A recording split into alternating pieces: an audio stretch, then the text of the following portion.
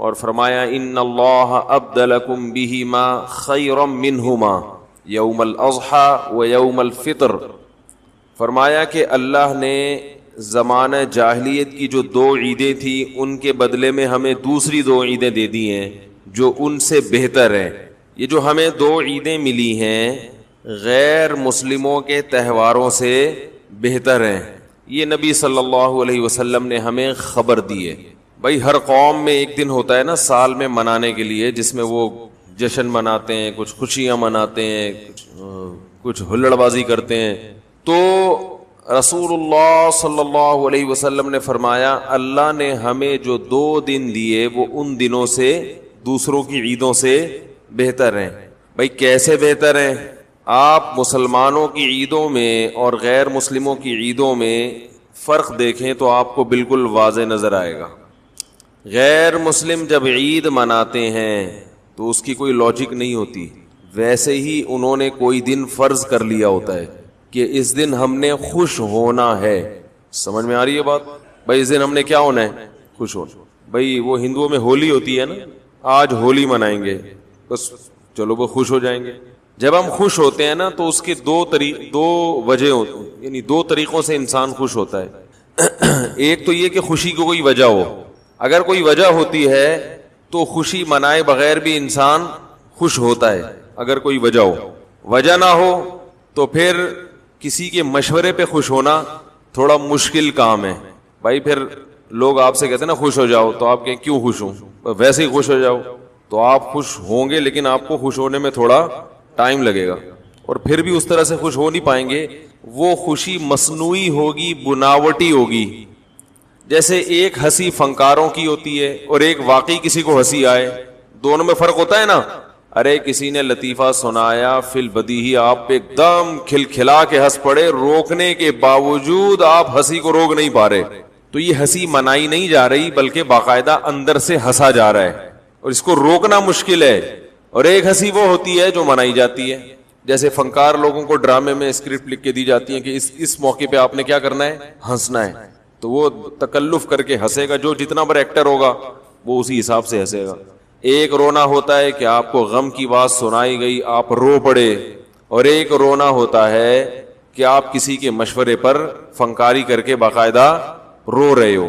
بہت سے لوگ مثال سب کو پتہ ہی ہے کہ وہ باقاعدہ آرڈر پہ روتے ہیں. تو یاد رکھو جیسے ایک رونا اس کی کوئی ریزن ہوتی ہے, رو پڑتا ہے, اور ایک بناوٹی رونا ہے. دونوں میں زمین آسمان کا فرق ہے. ایک خوشی حقیقی خوشی, ایک بناوٹی, دونوں میں زمین آسمان کا فرق ہے. ایسے ہی ایک عید وہ ہوتی ہے جس کی کوئی ریزن ہو, اور ایک ہوتی ہے جس کو لوگوں نے بیٹھ کے خود بخود فرض کر لیا ہو. دونوں تہواروں میں زمین آسمان کا فرق ہوتا ہے. غیر مسلموں کی عیدیں گڑی ہوئی ہیں, بنائی ہوئی ہیں. مسلمانوں کی عیدوں میں کوئی ریزن ہے جس کی وجہ سے مسلمان اس دن خوشی مناتے ہیں. ہمیں نبی نے 2 عیدیں دی, ایک عید الفطر اور ایک عید الاضحیٰ. یہ اللہ نے دی ہیں. اصل میں نبی تو محض نمائندے ہیں, اللہ کے پیغام پہنچانے والے ہیں.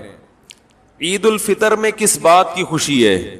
اچھا, خوشیوں جو سچی مچی کی خوشی ہوتی ہے نا اس کی بھی 2 قسمیں, ایک روحانی خوشی, ایک جسمانی خوشی.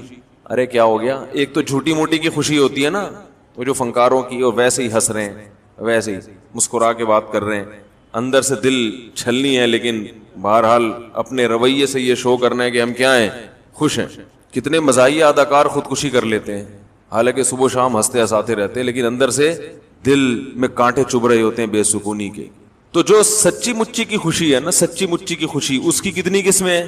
بولو بھائی, 2, ایک روحانی اور ایک جسمانی. آپ جب محنت کر کے فجر کی نماز میں اٹھتے ہیں, نیند قربان کرتے ہیں, دل نہیں چاہ رہا ہوتا, اس کے باوجود آپ وضو کر کے جسم کو پاک صاف کر کے فجر کی نماز میں تکبیر اولیٰ کے ساتھ شریک ہوتے ہیں, اور جب نماز سے فارغ ہوتے ہیں ایک عجیب سی دل میں راحت محسوس ہوتی ہے. جتنی مشکل عبادت ہوگی اس کو کرنے کے بعد اتنی ہی زیادہ راحت محسوس ہوگی. یہ روحانی خوشی ہے. اچھے عمل کے بعد انسان کو دل میں ایک خاص سکون محسوس ہوتا ہے. اس سکون کو کیا کہتے ہیں؟ روحانی سکون. یہ والا سکون ہر ایک کو نہیں حاصل ہوتا، یہ انہی کو ہوتا ہے جن کی روح تھوڑی سی مضبوط ہو، روحانی قوت ہو ان میں. اور گناہ کرنے کے بعد روحانی طور پر انسان کو بے سکونی محسوس ہوتی ہے. روحانی طور پر بولو نا کیا ہو گیا؟ بے سکونی. غلط کیا، کرتے ہوئے تو لطف آتا ہے گناہ میں، کرنے کے بعد ایک دل ملامت کرتا ہے، غلط کیا میں نے. کتنے لوگ ہیں قتل ہو جاتا ہے، قتل کے بعد شرمندہ ہوتے ہیں، غلط ہو گیا. ظلم کیا، ظلم کے بعد دل میں بے چینی شروع ہو گئی. یہ ان لوگوں کے ساتھ ہوتا ہے جن کے دل ابھی مکمل مردہ نہیں ہوئے ہوتے، ان میں کچھ نہ کچھ روحانی قوت باقی ہوتی ہے، شرمندہ ہو جاتے ہیں وہ. لیکن کچھ الٹے حساب ہوتا ہے کچھ لوگوں کا، ان کو نیکی کر کے خوشی محسوس نہیں ہوتی، ظلم کر کے گناہ کر کے خوشی روحانی سکون محسوس ہوتا ہے، کیونکہ ان کی روح شیطانی روح ہوتی ہے. فلاں کا بٹوا چھین لیا، بہن کی وراثت کھا گئے، خوش ہو رہے ہیں ماشاءاللہ، کھا گیا میں. بڑی ایک عجیب سی ان کو روح کو نا تسکین ملتی. ہمارے جو سیاستدان ہیں ان پر یہ مثال بہترین طریقے سے، یہ جس دن لوگوں کا پیسہ کھائیں اس دن ان کو رات کو سکون، آرام سکون کی نیند آتی ہے. بھائی ایک شریف آدمی اگر کبھی گناہ کر بھی لے تو رات کو پھر سکون کی نیند نہیں آتی کہ میں نے آج فلاں کا دل دکھایا، فلاں سے پیسہ لیا. ہم تو ایسے لوگوں کو بھی جانتے ہیں کہ ہم نے بچپن میں یہ چیزیں بچپن سے ہوتی ہیں انسان میں. وہ کہیں بیمار سی کوئی بلی تھی ہمارے ایک دوست سے، انہوں نے ایک زور سے لات ماری نا اس کو راستے سے ہٹانے کے لیے، وہ لات کو زیادہ زور سے لگ گئی اور وہ بلی اٹھا کے دیوار تھے جا کے چپکی ہے. جب نیچے گری ہے تو بڑی ایک مظلومانہ آنکھوں سے دیکھ رہی ہے وہ بلی.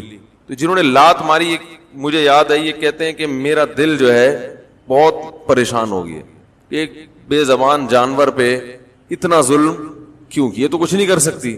تو جن کی روح زندہ ہوتی ہے ان کو ایک معمولی سے جانور کو تکلیف پہنچا کر بھی تکلیف ہوتی ہے، اور روح زندہ نہیں ہوتی تو بڑے بڑے جرائم کر کے بھی کچھ بھی نہیں ہوتا. تو میں ان لوگوں کی بات کر رہا ہوں جن کی روح زندہ ہے، ان کو اچھا عمل کر کے روحانی سکون محسوس ہوتا ہے. یہاں تک بات سمجھ میں آ گئی ہے؟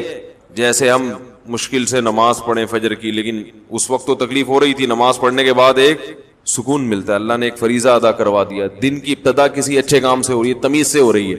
لوگوں کے دن کی ابتدا بہت سے لوگوں کی ٹیلی ویژن سے ہوتی ہے. آنکھ نکل رہی ہوتی، بیگم کوئی اچھی سی فلم لگا دیتی ہے، اٹھ کے بیٹھ جاتے ہیں، اچھا سا گانا لگا دی ایک دم اٹھ کے. بیگم کو پتا ہوتا ہے کون سے والے پہ اٹھے گا، کون سے والے پہ نہیں اٹھے گا. بیوی کو پتا ہوتا ہے یہ کون سے گانے پہ اٹھے گا کون سے پہ نہیں اٹھے گا. تو یہ سکون کے یعنی یہ جو سچی مچی کی خوشی ہے اس کی دو قسمیں بیان کر رہا تھا. ایک روحانی جو اچھا عمل کر کے ہوتی ہے، اور ایک جسمانی خوشی بھی، کیونکہ اللہ نے ہمیں روح کے ساتھ باڈی بھی تو دی ہے نا. جسمانی خوشی ہوتی ہے کوئی بھی آپ کو ایسی نعمت مل جائے جس سے آپ کی باڈی خوش ہو جائے.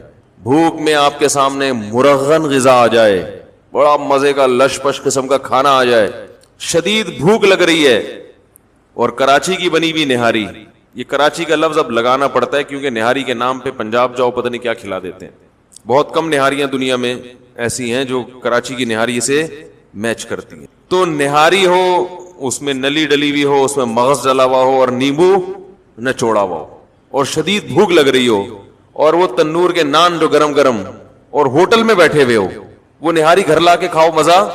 تجربہ کیا ہوگا آپ لوگوں نے، ہم نے تو کیا، وہی گھر لے آ کے کھاؤ مزہ ہی نہیں آ رہا ہوتا، وہیں بیٹھ کے کھائے یار. تو اب دیکھو سن کے مزہ آ رہا ہے، کیا یہ روحانی خوشی ہے؟ یہ جو آپ لوگ کو خوشی محسوس ہو رہی ہے روحانی ہے؟ یہ روحانی نہیں ہے اس کے لیے روح کا طاقتور ہونا ضروری.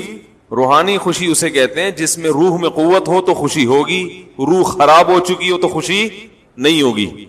لیکن جسمانی خوشی تو باڈی تو اللہ نے ہر ایک کو دی ہے، چور کو بھی دی ہے، ڈاکو کو بھی دی ہے، ہمیں بھی دی ہے، آپ کو بھی دی ہے. تو جو جسم کی خوشی ہے، جسم کی لذتوں والی، وہ ہر ایک کو حاصل ہوتی ہے.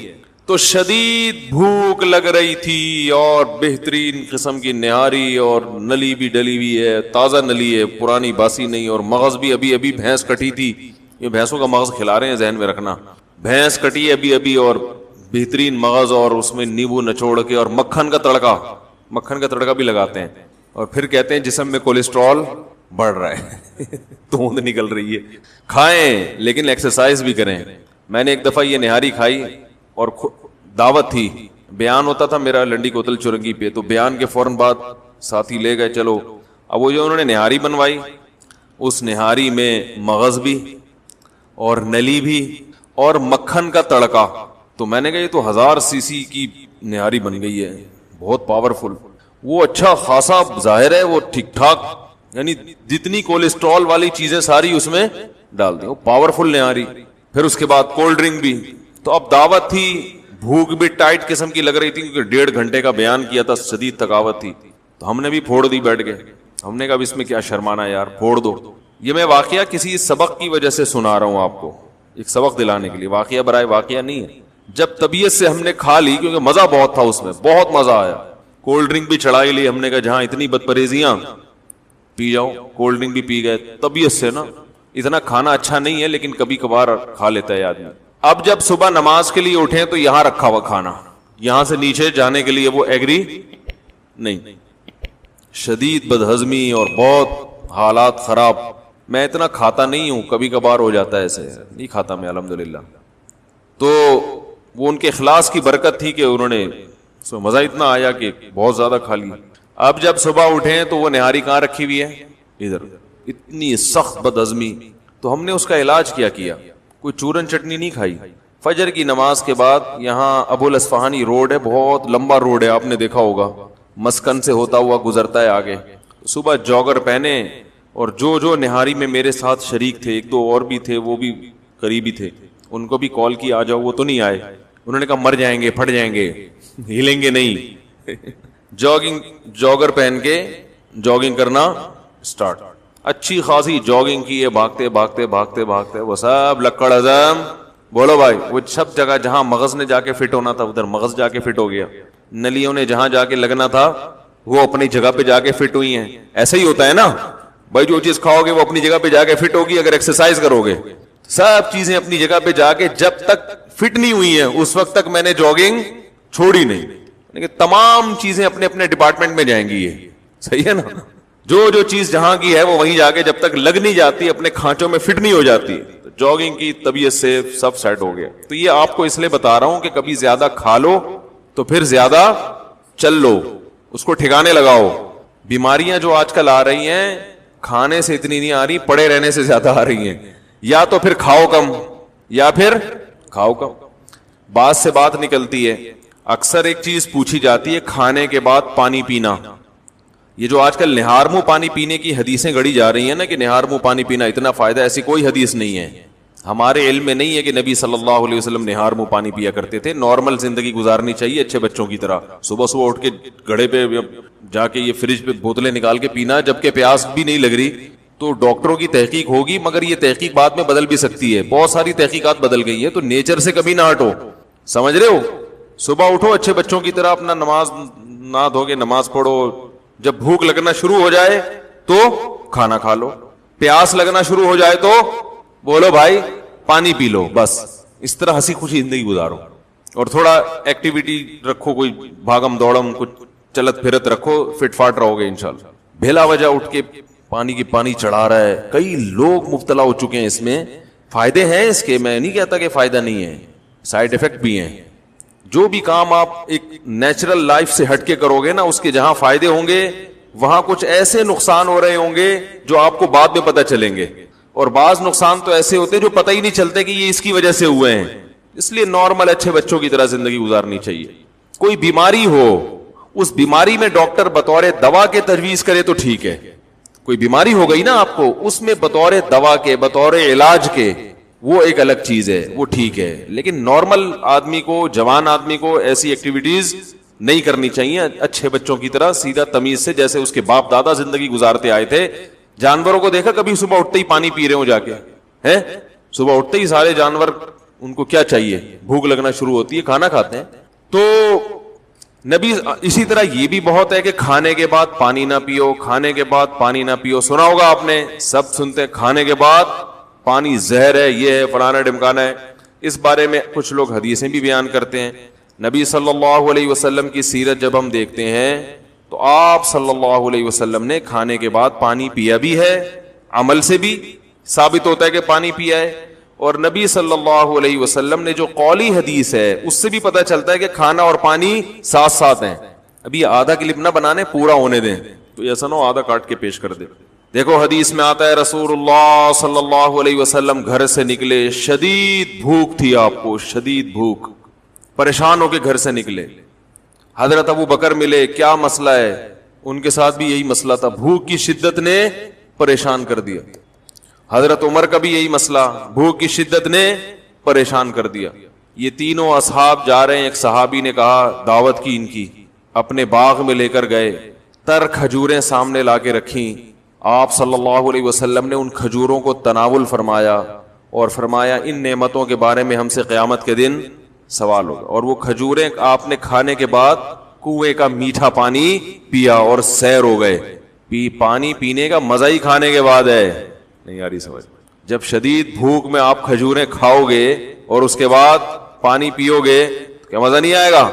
کھجوریں کھا لیں, اب پیاس لگ رہی ہے آپ کا, نہ کھانے کے 3 گھنٹے کے بعد پانی, 2 گھنٹے کے بعد پانی, وہ بہت مصیبت ہے بھائی. یہ نیچر ہے, کھاتے ہی پانی پینے کا دل چاہتا ہے. اور ایک اور حدیث سنا دیتا ہوں.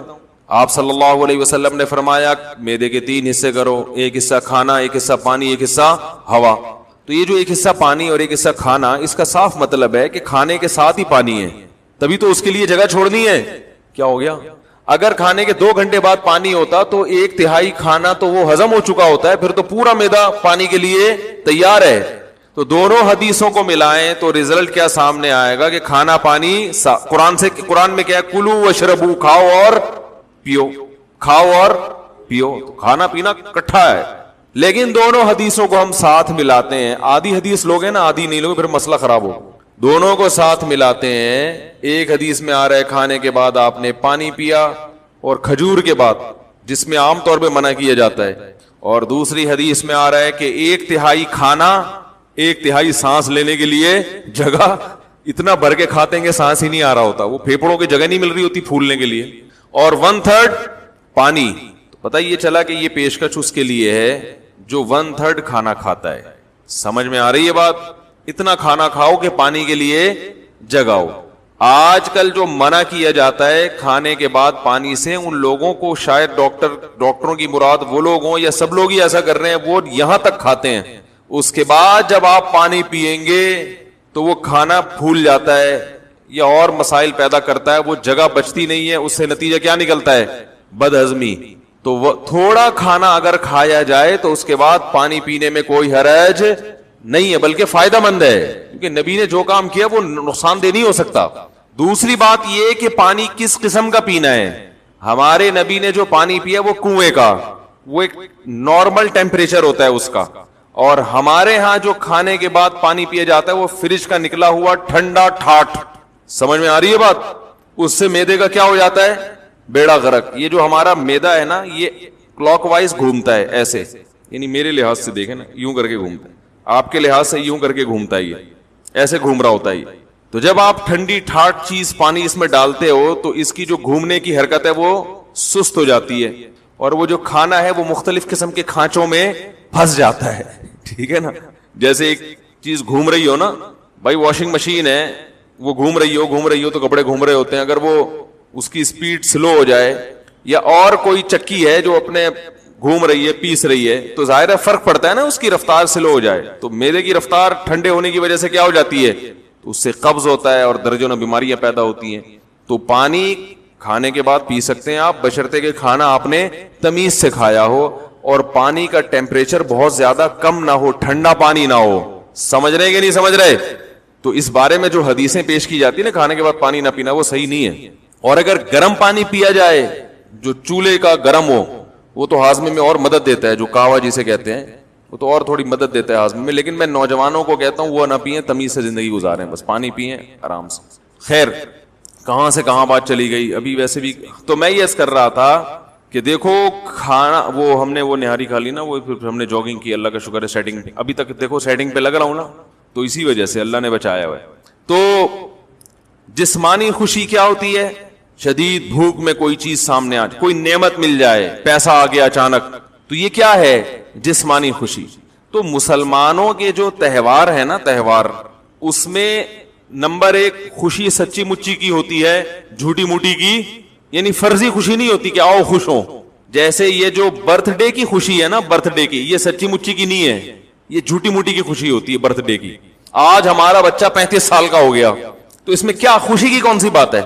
لوگ کہتے ہیں اس بات پہ خوش ہو رہے ہیں 35 سال کامیابی سے گزار دیے، ابھی تک مرا نہیں ہے. تو یاد رکھو خوشی اس بات کی تو ہو سکتی ہے کہ آئندہ یہ اگلے سال تک نہیں مرے گا. ماضی کا سوچ کے کسی کو خوشی نہیں ہوتی، اس ماضی کا سوچ کے خوشی ہوتی ہے جو مستقبل پر اثر انداز ہو. جو ماضی مستقبل پر اثر انداز نہیں ہوتا اس پہ سوچ کے بے وقوف اور احمق لوگ خوش ہوتے ہیں. عقل مند اس پاسٹ پہ کبھی خوش نہیں ہوتے. بھائی آپ کا بچہ 35 سال کا ہو گیا، اگر ڈیٹ آف برتھ آئی اور اب یہ گارنٹی مل گئی کہ اگلے سال تک بھی زندہ رہے گا، آپ خوشی منائیں کہ ہمیں 1 سال کی مزید دنیا میں زندہ رہنے کی گارنٹی مل گئی. جو ماضی ہے گزر گئی، گزران کیا جھونپڑی کیا میدان. میں اس کی مثال دیتا ہوں پھر بات سمجھ میں آئے گی انشاءاللہ. دیکھو ایک آدمی جیل کی کوٹری میں، پھانسی ہونے والی ہے، اس کو پتا ہے کہ جی فلاں تاریخ کو مجھے پھانسی کے پھندے پہ لٹکا دیا جائے گا، اور روزانہ ٹارچر کیا جاتا ہے جیل میں. 35 سال ہو گئے اس کو جیل میں. جس دن جیل میں آیا تھا وہ والی ڈیٹ مثلا 5 جنوری کو جیل میں آیا تھا. اب 5 جنوری آئی اور 35 سال اس کے کس میں گزر گئے؟ جیل کی کوٹری میں. تو 5 جنوری کو خوشی منائے گا؟ ہے بھائی بولو نا. نہیں.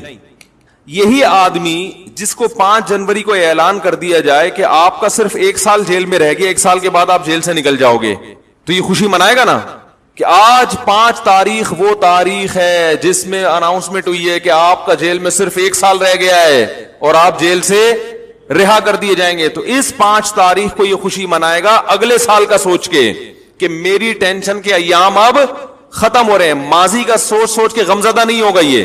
بھائی اسے کوئی کہے تم تو 35 سال عذاب میں گزر گئے، تم تو ٹینشن کہہ رہے، اب ٹینشن کس بات کی؟ یہ عذاب اب ختم ہونے والا ہے. تو فیوچر کا سوچ کے خوش ہو رہا ہے یا پاسٹ کا؟ بولو بھائی فیوچر کا. اس کے برعکس ایک دوسرا آدمی ہے جس کے پاس حکومت بھی ہے، دولت بھی ہے، 35 سال اسی خوشحالی میں اس نے گزار دیے. 5 جنوری کو اس کو اطلاع دی جاتی ہے کہ آپ سے یہ حکومت بھی چھننے والی، عنقریب آپ جیل کی کوٹری میں بند ہونے والے اور پھر لٹکنے والے ہیں. یہ خوش ہوگا؟ ہے بھائی؟ ارے 35 سال، آج 5 جنوری، 35 سال تو اچھے گزر گئے نا، اس پہ خوشی مناؤ. ارے بھائی واہ واہ بھائی سبحان اللہ، بڑا کوئی بات نہیں. اگر لٹکنے والوں تو کیا ہوا؟ جو پھانسی کے پھندے پہ لٹکنے والا تھا، جس نے جیل کی کوٹری میں ٹائم گزارا، وہ اب خوش ہوگا کہ میں رہا ہونے والا ہوں.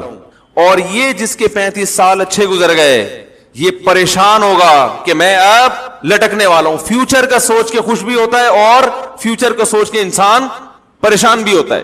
ہاں وہ ماضی جو فیوچر پہ ایفیکٹ کر رہا ہو، اثر ڈال رہا ہو، اس پہ انسان خوش ہوتا ہے. مثال کے طور پر آپ پیپر دے کے آئے، آپ کو پتہ نہیں ہے کہ میرا پیپر اچھا ہوا کہ نہیں ہوا. ایگزامینر سے کوئی آپ کے رابطہ ہو گیا، اس نے کہا کہ آپ کا پیپر اچھا ہوا ہے، ماضی میں پاس میں کیا ہوا ہے؟ اچھا ہوا ہے. تو آپ اس پاس پہ اس لیے خوش ہوگے کہ فیوچر پہ اس کا اثر، بولتے کیوں نہیں یار، اثر پڑنے والا ہے. مستقبل میں رزلٹ اچھا آئے گا اور جاب اچھی ملے گی. تو یہاں بھی اصل میں ماضی کی وجہ سے خوش نہیں ہو رہا، بلکہ یوں کر رہے، منہ سے الفاظ نہیں نکل رہے ہیں، پھنسے ہوئے ہوتے ہیں یہاں کے نا، ایک دم واپس چلے جاتے ہیں. یہ بھی اتنا اگلوا لا کے نا یہاں تک آتے ہیں. وہ جو میں اتنا زیادہ کہہ رہا ہوں کہ بولو بولو، تو جا کے یہاں تک آتا ہے. پھر بھی گھر میں تو چیختے رہتے ہیں یار. عورتوں کی شکایتیں آتی ہے، تمیز سے میاں بات ہی نہیں کرتا. اکثر خواتین کی یہ شکایت، جب بولتا ہے تو چیخ کے بات کرتا ہے، آرام سے بات کا رواج ختم ہو گیا. تو یہ جو ماضی ہے جس پر طالب علم خوش ہوا، یہ اس کی وجہ سے خوش ہوا کہ اس کا اثر مستقبل پر پڑ رہا ہے. برتھ ڈے ایسی چیز ہے کہ اس کا فیوچر سے کوئی تعلق نہیں ہے، بلکہ فیوچر کا سوچیں گے نا تو یہ فیوچر کو ڈینجرس بنا رہا ہے ہر آنے والا سال. مثال کے طور پر جتنی عمر آپ لے کے آئے تھے، کوئی 50 سال، کوئی 60 سال، آپ 25 سال کے ہو گئے اور آپ کو سیلیبریٹ کیا جا رہا ہے کہ آپ کی ماشاءاللہ آج برتھ ڈے ہے، ہیپی برتھ ڈے، اور آپ نے بھی پھول وول 2-4 پارسل کر دیے. یہ کس بات کے پارسل کیے ہیں آپ نے؟ 25 سال کا مطلب یہ ہے کہ اگر 50 سال زندگی تھی تو اب 25 رہ گئی ہے. یعنی جو جیل کی کوٹری میں ہے نا، اس کو روزانہ چائے پیش کی جاتی ہے، کھانا وانا کھلایا جاتا ہے، لیکن اس کو پتا آنا پھانسی کے پھندے پر ہے. تو اب ہر آنے والا دن اس کے غم میں اضافے کا ذریعہ بن رہا ہے. وہ یہ نہیں دیکھے گا کہ مجھے جیل میں ماشاءاللہ 40 سال ہو گئے بھائی، لٹکنے میں 5 سال رہ گئے ہیں، چاہے اسے جیل میں کتنی خوشیاں مل رہی ہوں، بلکہ جیل کی مثال نہیں، آپ کسی کے بنگلے کی مثال دیں، بنگلے میں ہے وہ بڑے آرام سے رہ رہا ہے، لیکن اس کو بتا دیا کہ آپ 45 سال کے جب ہوگے تو آپ کو پھانسی کے پھندے پہ لٹکا دیا جائے گا. اب وہ بہترین گاڑیوں میں بھی گھوم رہا ہوگا، ہر آنے والا سال اس کی خوشی کے بجائے اس کے غم میں اضافہ کرے گا. یہی کم بختوں کے ساتھ ہو رہا ہے، دنیا پرستوں کے ساتھ. تم پھانسی پہ نہیں تو موت بھی تو پھانسی ہے. وہ پھانسی والے کو تو پتا ہوتا ہے کیسے مروں گا، آپ کو تو پتا بھی نہیں کیسے مروں گا.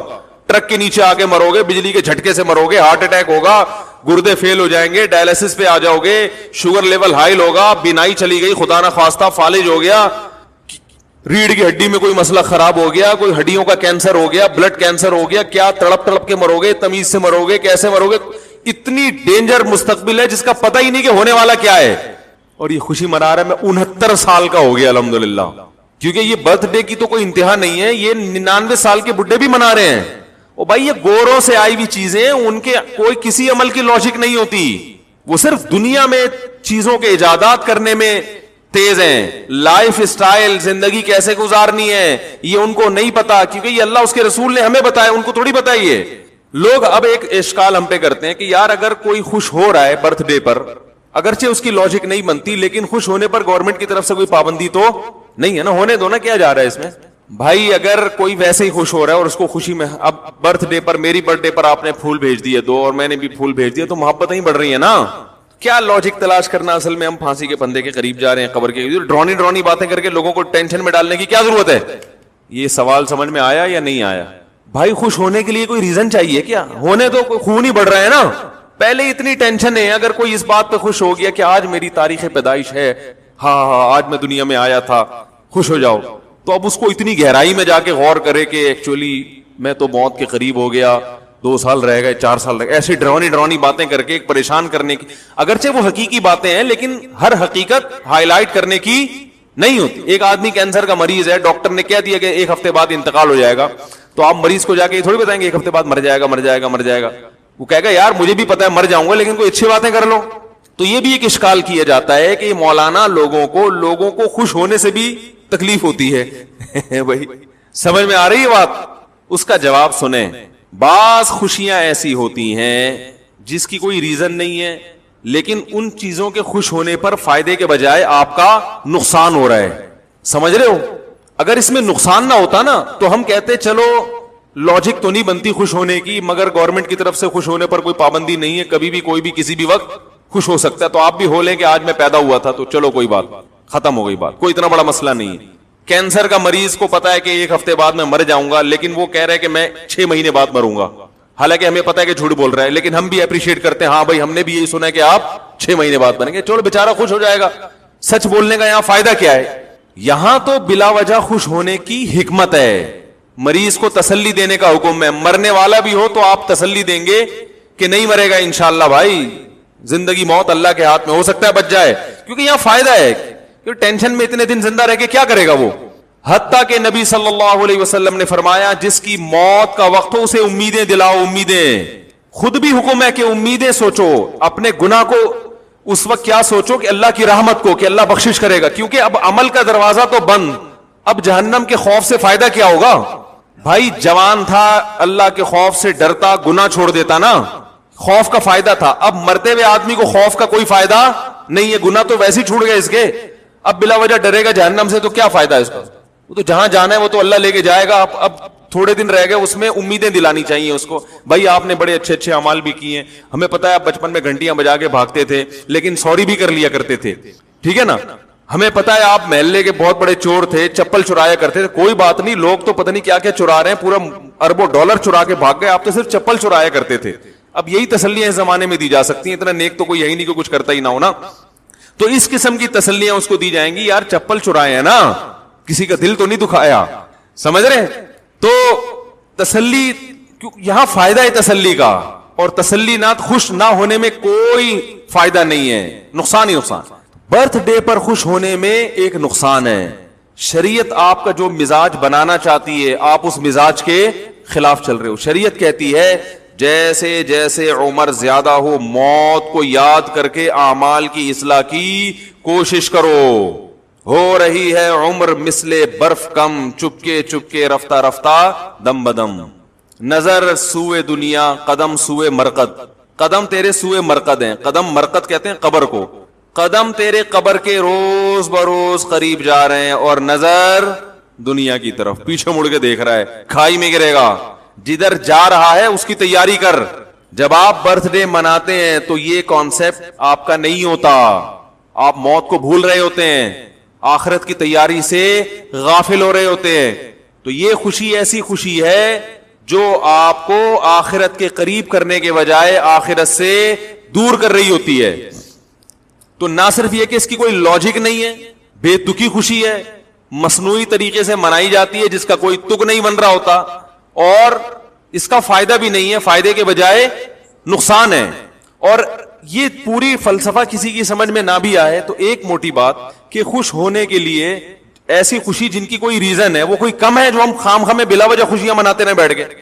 دیکھو انگریزوں کے پاس خوش ہونے کے مواقع ہیں ہی نہیں، اس لیے انہوں نے برتھ ڈے اور یہ ٹوپی ڈراما کچھ نکالے ہوئے ہیں تاکہ ہم سیلیبریٹ کریں، ہاں ہاں ہلا گلا ہوگا. ان کے ہے ہی نہیں. وہ خوشیاں جو نیچرل خوشیاں تھیں وہ اس معاشرے میں ختم ہو چکی ہیں. باپ کا جس قوم کو یہ نہیں پتا چلو میرا ابا کون ہے، ابا بچہ پیدا کر کے غائب ہو جائے. ابھی ایک لندن سے ایک صاحب آئے، انہوں نے ایک واقعہ سنایا کہ ایک انگریز 10 سال سے اس کی ماں ہاسپٹل میں ایڈمٹ ہے، بیمار ہے. 10 سال میں ایک مرتبہ بھی اپنی ماں کو دیکھنے نہیں گیا، ایک مرتبہ بھی. جس دن انتقال ہوا ہے اس دن تھوڑا سا آنکھوں میں آنسو آئے اور کہا کہ مجھے غم ہے کہ میری والدہ دنیا سے چلی گئی. اور آفس میں ایک سیکنڈ کے لیے بھی لیٹ نہیں ہوتا تھا.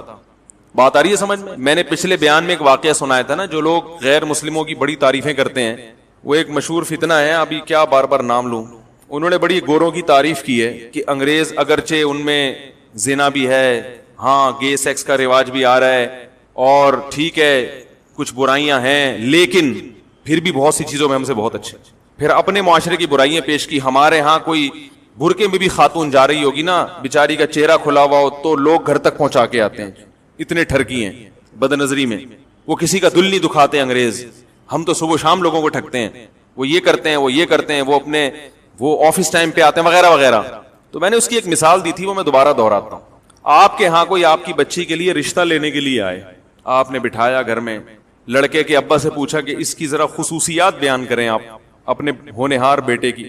اس نے کہا کہ پہلی خصوصیت تو یہ ہے کہ مجھے کنفرم نہیں ہے کہ یہ میرا ہے کہ، بولو بھائی، کنفرم نہیں ہے. ڈی این اے سے پکڑا گیا تھا تو میں نے ڈال دیا کہ ہاں میرا ہی ہے. یہ پہلی خصوصیت. دوسری، لڑکوں کا بھی شوقین ہے، یہ سینکڑوں لڑکیوں سے زنا کر چکا ہے، سمجھ رہے ہیں، پینے پلانے سے بھی شغف رکھتا ہے. بڑھاپے میں مجھے یقین ہے کہ جس بیٹے کو میں نے پالا، میری عمر 60 سال ہوئی تو فوراً اولڈ ہوم میں مجھے جمع کرا دے گا. یہ تو سوچو جو باپ کا یہ اشر کر رہا ہے وہ ساس سسر کی کیا خدمت کرے گا. یعنی وہ لڑکے کا ابا تعارف آگے کرے، لیکن گیس اور بجلی کا بل ٹائم پہ جمع کراتا ہے. آج تک ایک سیکنڈ کے لیے بھی آفس سے لیٹ نہیں ہوا. یہ تمہارے پاکستانیوں کی طرح نہیں، دفتروں میں آ رہے ہیں 9 بجے کا ٹائم ہے تو 5 بجے شام کو پہنچ رہا ہے چھٹی کے ٹائم، اور وہاں جا کے سو رہا ہے. یہ نہیں ہے. صبح اٹھ کے ایکسرسائز کرتا ہے، صحت کا خیال کرتا ہے، جم جاتا ہے پابندی کے ساتھ، نہاتا ہے. یہ ایک آپشن، ایک اضافی خصوصیت. نہا بھی لیتا ہے، سور بھی کھا لیتا ہے، اور اگر چائنا سے آیا ہوا ہوگا تو کتے بلی بھی کھائے گا. لیکن تو آپ بولو گے اللہ کا واسطہ، یہ لیکن کا لفظ کہہ کے میری توہین. لیکن کا مطلب ہے نا اب خصوصیات شروع ہو رہی ہیں، اب ان کی خوبیاں. آپ بولو گے خدا کا واسطہ یہاں سے دفع ہو جا، نکل جا یہاں سے. یہ لیکن کا لفظ کہہ کے میرا مذاق اڑانے کی ضرورت نہیں ہے. یہ فرق ہے جو ہمارے معاشرے اور اس معاشرے میں کمپیئر کرتے ہیں نا. میں مانتا ہوں ان میں خوبیاں ہیں، بہت سی خوبیاں ہیں جو ہم میں نہیں ہیں، لیکن اس کی وجہ سے وہ ہم سے اچھے نہیں بن گئے. اچھے ہم ہی ہیں الحمدللہ. نیکیاں اور بدیاں ان کی کوانٹٹی نہیں دیکھی جاتی، ان کی کوالٹی دیکھی جاتی ہے، ان کا ویٹ دیکھا جاتا ہے. قیامت کے دن اعمال گینے نہیں جائیں گے، تولے جائیں گے. بعض برائیاں ایسی ہیں کہ وہ اتنی وزنی ہیں، ان کے مقابلے میں سینکڑوں اچھائیوں کی اللہ کی نظر میں کوئی ویلیو نہیں ہے. اور یہ جو ہم آفس لیٹ پہنچتے ہیں تو ہمارے حکومت کا نظام خراب ہے، ان کے سسٹم صحیح ہے. تو یہ کیا ہے کہ نہ وہ کیا بات کیا چل رہی تھی ابھی؟ 2 عیدیں تو لے کے شروع ہوا تھا، میں یہاں کہاں سے پہنچا؟ میں برتھ ڈے کی بات کر رہا ہوں کہ دیکھو ان کے پاس خوش ہونے کے لیے کوئی چیز ہے ہی نہیں. میں ملیشیا گیا نا, جہاں بھی دنیا میں میرا جانا ہوا, کسی تفریحی مقام پہ گیا ہوں, اس میں مسلمانوں کا ریشو 1% ہوتا ہے, 99% غیر مسلم ہوتے ہیں. تو میں یہ ساری قوم ہی ہر وقت ہی ساحل سمندر پہ, ہر وقت ہی تفریح گاہوں میں. وجہ اس کی یہ کہ ان کو بیچاروں کو گھر میں سکون نہیں ہے. ان کو سکون کے لیے پکنک پوائنٹ جانا ہے, دنیا میں ہر جگہ گھومنا ہے. ہمیں گھروں میں سکون حاصل ہے. ہم تو کہیں تفریح کے لیے سوات مردان بھی جائیں تو 1 ہفتے سے زیادہ وہاں بھی آدمی کہتا بھاگو گھر کی طرف. گھر میں سکون ہے الحمدللہ. بتاؤ ایک آدمی زیادہ تر وقت گھر سے باہر رہتا ہے اور کبھی کبھار گھر میں بھی آ جاتا ہے, حاضری دے دیتا ہے, تو اس کی علامت ہے نا کہ گھر میں اس کو سکون نہیں مل رہا. ایک ہے مجبوری سے باہر رہنا, جاب کی وجہ سے یا کوئی کاروبار کی وجہ سے, ورنہ شریف آدمی اس کا تو گھر میں زیادہ دل اگر نہیں لگ رہا, اس کا مطلب آپ بہت خطرناک زندگی گزار رہے ہو. کہ جو جگہ اللہ نے آشیانہ بنائی, جو ٹھکانہ بنایا, جہاں پرندے صبح و شام جہاں مرضی دنیا میں چلے جائیں آتے آخر میں اپنے ٹھکانے اور گھونسلے کی طرف ہیں, بڑی محنت سے اپنا گھونسلہ بناتے ہیں. تو جس پرندے کو اپنے گھونسلے میں سکون مل رہا ہے اور انسان کو اپنے گھر میں نہیں مل رہا, خدا کی قسم اس پرندے کی زندگی اس انسان سے کروڑا گنا بہتر ہے. اور اگر آپ کو گھر میں نہیں مل رہا تو یا کوئی ٹیکنیکل فالٹ ہے, یا تو آپ کی ذات میں یا آپ کے گھر میں کوئی فالٹ ہے جس کی وجہ سے آپ کو سکون نہیں مل رہا, یا آپ کے معاشرے میں فالٹ ہے. میں سمجھا پا رہا ہوں اپنی بات کی نہیں سمجھ میں آ رہی؟ تو یہ خوبیاں جو ہے نا جو ہم گنواتے رہتے ہیں صبح و شام, اللہ کی نظر میں اگر یہ خوبیوں کی ویلیو ہوتی تو اللہ ان کو جنت میں بھیجتا نا, کہ تم بڑے اچھے تھے, تم جنت میں جاؤ, مسلمان سارے کہاں جائیں گے؟ جہنم میں جائیں گے. ہمارا والا اگر کرپشن کر رہا ہے تو وہ بھی اپنے بوڑھے باپ کے لیے کر رہا ہے, بیوی بچوں کے لیے کر رہا ہوتا ہے, کسی اور کو کھلانے کے لیے کر رہا ہوتا ہے. غلط ہے, شروع نہ کر دیں کہیں آپ, ہاں شروع نہ کر دیں گے, جائز نہیں. میں بتا رہا ہوں کہ کم از کم اپنی توند بھرنے کے لیے تو نہیں کر رہا نا. تو ان کے یہاں صرف بزنس, آفس, پیسہ, دولت, اس سے ان کی نظر ہٹتی نہیں ہے. ہر چیز گھوم گھوم کے کہاں آ رہی ہے؟ پیٹ, دولت, پیسہ, بزنس. اب یہ جو مسلمان قربانی کر رہے ہیں, بتاؤ کروڑوں اربوں روپے اڑا رہے ہیں کہ نہیں اڑا رہے؟ کس پہ اڑا رہے ہیں؟ اپنی ذات پہ. اپنے لیے اگر گوشت کھانے کے لیے قربانی کرے انسان تو اتنا مہنگا جانور مارکیٹ سے لینے کی ضرورت نہیں ہے. صرف گوشت اپنے چٹخارے کے لیے کوئی کر رہا ہو نا قربانی, تو اتنا مہنگا جانور نہیں خریدے گا وہ. یہ سستا قصائی سے آپ کو کئی گنا زیادہ سستا مل جائے گا. یہ تو غریبوں کا پیٹ بھرا جاتا ہے اس سے, اللہ کو خوش کیا جاتا ہے. اتنا تو دنیا میں کوئی غیر مسلم اپنے تہوار پہ پیسہ خرچ نہیں کرتے. اور دیکھو ان کے ہاں جو پیسہ خرچ ہوتا ہے نا تہواروں پہ, وہ عیاشیوں پہ ہوتا ہے, شراب کباب پہ, لڑکیوں پہ, زنا پہ. اسلام میں جو 2 عیدیں اللہ نے دی ہیں ان میں عیاشیوں پہ پیسہ خرچ نہیں ہوتا. عید الفطر میں فطرانے نکلتے ہیں غریبوں کے لیے, خوش ہو کے بھی غریبوں کو کھلا رہے ہیں, ٹینشن میں بھی غریبوں کو کھلا رہے ہیں. ہے بھائی, کوئی پریشانی آ گئی تو کہتے ہیں نا صدقہ کرو, صدقہ بلائیں ٹلیں گی. ٹینشن میں بھی صدقہ, خوشی میں بھی. بقرعید میں کتنے غریبوں کے پیٹ بھرتے ہیں, کتنے غریبوں کے. تو میں جلدی سے بات کو سمیٹ کے ختم کرتا ہوں. میں یہ عرض کر رہا تھا خوشی 2 قسم کی ہوتی ہے, جو سچی مچی کی خوشی ہوتی ہے. برتھ ڈے آ گئی درمیان میں کہ وہ بھی جھوٹی موٹی کی خوشی ہے, بنائی بھی ہوتا کچھ بھی نہیں ہے, اور شریعت کے مزاج کے بھی خلاف ہے وہ. اور برتھ ڈے چاہے عام لوگوں کی ہو یا محمد صلی اللہ علیہ وسلم کی ہوتی وہ برتھ ڈے ہی ہے. یہ عجیب بات ہے کہ انگریز جب نے ایک برتھ ڈے نکالی تو اپنے ابا کی برتھ ڈے منانا تو ناجائز ہو گیا, مگر نبی صلی اللہ علیہ وسلم کی برتھ ڈے وہ کیسے جائز ہو گئی؟ العبرۃ للمعانی لا للالفاظ. شریعت الفاظ کو نہیں دیکھتی, شریعت کہتی ہے حقیقت میں کیا ہو رہا ہے. حقیقت میں اگر پیدائش کا دن منایا جا رہا ہے تو وہ چاہے عام لوگوں کا ہو یا محمد صلی اللہ علیہ وسلم کا, وہ برتھ ڈے ہی ہے. نام بدلنے سے حقائق نہیں چینج ہو جایا کرتے. تو اب میں ایک بات جلدی سے سمیٹ کے ختم کرتا ہوں کہ غیر مسلموں کی جو عیدیں ہیں ان میں وہ خوش ہوتے ہیں, حالانکہ خوش ہونے کی کوئی معقول وجہ موجود نہیں ہوتی. ویسے ہی سیلیبریٹ کر رہے ہوتے ہیں, آج 25 دسمبر ہے تو خوش ہو, کیوں ہو وہی کوئی وجہ نہیں سمجھ میں آئی آج تک. وہ کہتے ہیں حضرت عیسیٰ پیدا ہوئے تھے تو ہو گئے تھے نا, اب تو چلے گئے نا دنیا سے, اب دوبارہ اگر پیدا ہونے کا چانس ہو یا ہو رہے ہوں تو چلو بات بھی ہے. وہ تو تھے, وہ دن تو گزر گیا وہ 25 دسمبر کا. جبکہ مسلمان جو خوشی مناتا ہے سچی مچی کی ہوتی ہے, اور اس میں دونوں وجہ, روحانی بھی اور جسمانی بھی. عید الفطر کس بات کی خوشی ہے؟ 1 مہینہ رمضان کے روزے رکھنے کی اللہ نے توفیق عطا فرما دی. یہ معمولی عبادت نہیں ہے. عام دنوں میں 1 روزہ رکھ کے آدمی چکرا جاتا ہے, کئی دفعہ ارادہ ہوتا ہے نا صبح روزہ رکھیں گے, صبح سحری میں آنکھ کھلی, چھوڑو یار کوئی فرض تھوڑی ہے, اگلے پیر کو رکھ لیں گے, ہوتا ہے نا, اگلی جمعرات کو رکھ لیں گے, اور رکھ لیتا ہے تو ایسے لگتا ہے جیسے امام مہدی کا چھوٹا بھائی. لوگ بھی کہتے ہیں روزہ ہے, ماشاءاللہ یار روزہ ہے. رمضان میں کنٹینیو کتنے 29-30 رکھتا چلا جاتا ہے, چاہے شدید گرمی ہو سردی ہو, اس کی صحت پہ کوئی فرق نہیں پڑتا. کتنی ٹف محنت, اور پھر رات تراویح بھی پڑھنے کی توفیق بہت سو کو مل بھی جاتی ہے الحمدللہ. سارا دن کے تھکے ہارے پھر تراویحاں چل رہی ہیں, پھر آخری عشرے میں کتنے لوگ مسجدوں میں آ کے بیٹھ جاتے ہیں, پھر لیلۃ القدر کی تلاش میں عبادت. کیسا ہی گناہگار سے گناہگار مسلمان ہو, کچھ نہ کچھ تو چینجنگ رمضان میں آ ہی جاتی ہے. عام مہینوں کی نسبت رمضان نسبتاً اچھا گزر جاتا ہے. تو جب رمضان ختم ہوتا ہے, چاند نظر آتا ہے, ایک عجیب روحانی خوشی محسوس ہوتی ہے. لِتُكَبِّرُ اللَّهَ عَلَى مَا هَدَاكُمْ, اللہ فرماتے تم اللہ کی کبریائی بیان کرو اس کی وجہ سے جو اس نے تمہیں نیک اعمال کی توفیق عطا فرمائی. خوشی ہوتی ہے اللہ تمیز سے رمضان گزر گیا, روزے رکھنے کی توفیق تو نے ہمیں دے دی, عبادت کی توفیق تو نے. یہ روحانی خوشی عید کے دن ہوتی ہے. اگر یہ دن خوشی کا شریعت نہ بھی بناتی تو بھی خوشی ہو رہی ہوتی. اور دوسری خوشی ہوتی ہے جسمانی. ایک مہینہ کھانے کے بعد جب چھٹی ملتی ہے تو مزہ آتا ہے کہ نہیں آتا. میں عید الفطر والے دن پٹھان ہوٹل کے 2 پراٹھے صبح ناشتے میں لازمی کھاتا ہوں. کھانے نہیں چاہیے, یہ ہوٹل کے پراٹھے میں بہت میدے کے بنے ہوئے ہوتے ہیں اور گھی بھی ہوتا ہے, یہ صحت کو خراب ہی کرتے ہیں, لیکن مزہ اسی میں ہے صبح ناشتے میں. کیا خیال ہے؟ وہ لال آٹا جو ہے نا فائبر والا, صحت کے لیے بہت مفید ہے, لیکن پراٹھے میں مزہ. تو ہم کہتے ہیں آج عید کا دن ہے, طبیعت سے کیا کرو, پھوڑ دو. ویسے بھی کولیسٹرول اتنا کم ہو چکا ہوتا ہے رمضان میں کہ اگر وہ چند دن کچھ پراٹھے کھا لو تو وہ کمی پوری ہوتی ہے, ٹھیک ہے نا, نقصان نہیں دیتا. ہمارے نبی عید الفطر میں صبح اٹھ کے کچھ تناول کرتے تھے, پھر عید کی نماز پڑھنے آتے تھے. حالانکہ ہمارے نبی کھانے پینے پہ حریص نہیں تھے, پھر بھی صبح اٹھ کے کھاتے تھے, یہ بتانے کے لیے کہ آج ہمارا روزہ نہیں ہے, آج ہم کھائیں گے. تو روحانی خوشی بھی ہے اور جسمانی بھی. ایک مہینہ کسی غیر مسلم کو بولو بھوکا رہ کے دکھاؤ, پھر تمہیں جب چھٹی ملے گی نا, دیکھو کیسا مزہ آتا ہے.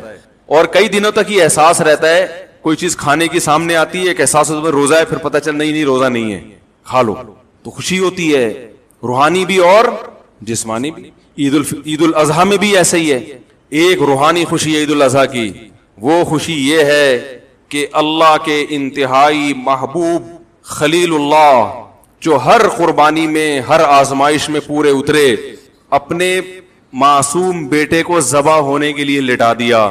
اللہ کو یہ عمل اتنا پسند آیا کہ اللہ نے کہا کہ میرے خلیل کی محبت میں اس جانور کو ذبح کرو جو دنیا میں سب سے قیمتی سمجھے جاتے ہیں.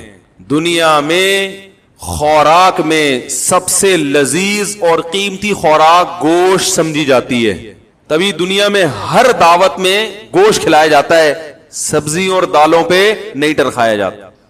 چاہے غیر مسلم ہو یا مسلم, دعوت کا لازمی جز گوشت ہے. آپ نے بیٹے کا ولیمہ کیا, بہترین قسم کے دال چاول پکایا آپ نے, اور اچار اور رائتا اور تمام لوازمات کے ساتھ, لوگ دوبارہ آپ کے کسی بچے کے ولیمے پہ نہیں آئیں گے. کیا خیال ہے؟ ہر لذیذ کھانے کا بنیادی عنصر کیا ہے؟ گوشت. پہلی بات تو یہ کہ انسان کی بنیادی ضرورت ہے کھانا پینا. اللہ نے کھانے پینے کی چیز کو ہلاک کرنے کا حکم دیا جو سب سے بنیادی ضرورت کی چیز ہے. نمبر 2, کھانے میں بھی گوشت, اور گوشت میں بھی یہ 4 جانور ہیں جن کا گوشت پوری دنیا میں سب سے زیادہ کھایا جاتا ہے, لہذا یہ سب سے قیمتی مال ہے کھانے کے لحاظ. اونٹ, گائے, دمبا اور بکری پوری دنیا میں سب سے زیادہ کھایا جاتا ہے. لذت میں بھی سب سے زیادہ, صحت کے لیے مفید بھی سب سے زیادہ. یہ جو گائے نقصان دیتی ہے نا, یہ وہ اس کی وجہ یہ ہے کہ ایکسرسائز نہیں, کھا رہے ہیں گائے, حرکتیں جو ہے وہ یعنی وہ گوشت کھا رہے ہیں مگر حرکتیں گوشت خور جانوروں جیسی نہیں ہے نا. بھائی شیر گوشت کھاتا ہے تو حرکتیں بھی تو شیر جیسی ہوتی ہے نا, اس کی جھپٹنا پلٹنا. آپ گوشت کھا رہے ہو اور زندگی لائف بکری جیسی بیٹھ کے ہر وقت جگالی کرتے رہتے ہو, تو پھر وہ تو بات نہیں بنے گی نا. گوشت ان کو کھانا چاہیے جن کی ایکٹیویٹیز بھی کیسی ہوں, ان جانوروں جیسی ہیں جو گوشت خور ہیں. تو اللہ تعالیٰ نے جو سب سے مہنگے جانور تھے یعنی اوور آل خوراک کے لحاظ سے, ان کو کاٹنے کا حکم دیا. کہ یہ نفیس جانور ہیں, پالے بھی سب سے زیادہ جاتے ہیں, فائدے مند بھی سب سے زیادہ ہیں, ان کو اللہ کی راہ میں کاٹنا شروع کرو. اب دنیا چیختی ہے مسلمان کیا کر رہے ہیں, کیا ہو گیا بھائی؟ ایک ہی دن میں اتنا مال مسلمان ہلاک کر دیتے ہیں. ہمیں روحانی خوشی ہوتی ہے کہ ابراہیم تو اپنے بیٹے کو کاٹنے پر آمادہ ہو گئے تھے. اللہ اگر یہ قربانی قبول کر کے ہمیں بھی ابراہیم علیہ السلام کی صفوں میں کھڑا کر لے تو یہ مہنگا سودا نہیں ہے. بھی ان کی نقل اتارنے والوں میں اگر شمار کر لے تو ہمارے لیے روحانی طور پر خوش ہونے کے لیے اتنا کافی ہے. لوگ کہتے ہیں نا, یہ لبرل لوگ اور مذہب مخالف لوگ بہت مذاق اڑاتے ہیں قربانی کا, کہ کیا ایک دن میں اتنا مال مسلمان ہلاک کر دیتے ہیں, یہ پورے سال اسٹور ہوتا تو بڑا فائدہ ہوتا, غریبوں کو یہ ملتا, فلانا ملتا, گوشت مہنگا ہو جاتا ہے, یہ ہو جاتا ہے, وہ ہو جاتا ہے. ہم کہتے ہیں بھائی یہ پیدا کس نے کیا؟ اللہ نے. یہ تو اللہ نے ہمیں کھانے کی اجازت دیتی, نہ دیتا اجازت تو ہم کاٹ کاٹ کے جلا دیتے, ان کو جلا دیتے ہیں ہم, اور مینا میں جلائے جاتے ہیں بہت سے جانور. حاجی اتنا جانور کاٹتا ہے وہاں پہ, وہاں سب جانوروں کے ٹھکانے لگانا ممکن نہیں ہوتا. ہمارے نبی نے 100 اونٹ نہر کیے, 100 اونٹ. 100 اونٹوں کو کاٹنے کا کوئی لاجک بنتی ہے؟ اللہ نے کہا میں نے پیدا کیا نا, نہیں ختم ہوں گے, مر نہیں, دل بڑا رکھ, کاٹ دے. یہودی کیلکولیٹر لے کے بیٹھا, اتنے کٹ گئے, اتنے رہ گئے, یہ کیسے ہوگا؟ اللہ کہتے ہیں میں ہوں نا, میں نے پیدا کیا نا. ابراہیم نے اپنے بیٹے کو کاٹا کیا؟ اسی بیٹے کی نسل میں سب سے زیادہ برکت ہوئی ہے, اسی بیٹے کی نسل میں محمد صلی اللہ علیہ وسلم پیدا ہوئے, اور سب سے زیادہ برکت اللہ نے اسی بیٹے کی نسل میں رکھی. آج دنیا میں کوئی قوم اتنی بڑی نہیں ہے جتنے اہل بیت ہیں, سادات ہیں, سیدوں کی تعداد بہت زیادہ, کیونکہ ہمارے نبی کے بیٹی, پھر ان کو اللہ نے حسن اور حسین دیے. حضرت حسن اور حسین کی جو نسل بڑی ہے بہت اللہ نے برکت دی ہے اس میں. تو اللہ نے بتا دیا کہ کس کے قبضے میں ہے بھائی, میرے کو کاٹو گے کم نہیں ہوگا, بڑھے گا. تو یہ روحانی خوشی ہے. یہ ہر بال کے بدلے میں نیکی, کہ حضرت ابراہیم کی سنت زندہ کروا لی. اس لیے کہتا ہوں قربانی کرتے وقت غل غباڑے نہ کیا کرو, اللہ کا ذکر کیا کرو. ایک انٹرٹینمنٹ بنایا ہوا ہے, ٹھیک ہے, جانور لے کے گھوم رہے ہیں, سیلفیاں, وہ تو ٹھیک ہے, عید ہے, لیکن جب جانور ذبح کرنے کا وقت ہو تو یہ مستیاں اس وقت بالکل صحیح نہیں. عبادت کا وقت ہے, اللہ کا نام لو, ذکر کرو اللہ کا. تو کچھ مسائل میں انشاءاللہ بھی دعا کے بعد بیان کروں گا قربانی سے متعلق, جو بیٹھنا چاہیں بیٹھ سکتے ہیں. دوسری خوشی ہمیں ہوتی ہے جسمانی, تازہ گوشت وافر مقدار میں. ٹھیک ہے, آپ ہوٹل سے خرید کے کھاتے ہیں پورے سال, اللہ نے آپ کو پیسہ دیا ہے, وہ لذت نہیں ہوتی اس میں جو لذت اللہ نے قربانی کے گوشت میں رکھی. پتہ نہیں کس کس قسم کے گوشت, پانی والا گوشت ہے.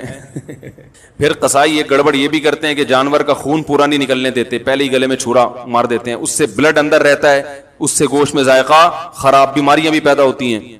قربانی کا گوشت اپنے سامنے کٹا ہوا جانور ہے, اور بڑی بات یہ کہ اس کی نسبت اللہ کی طرف ہے. اللہ کی یہ تو جانور اللہ کی ملکیت میں چلا گیا.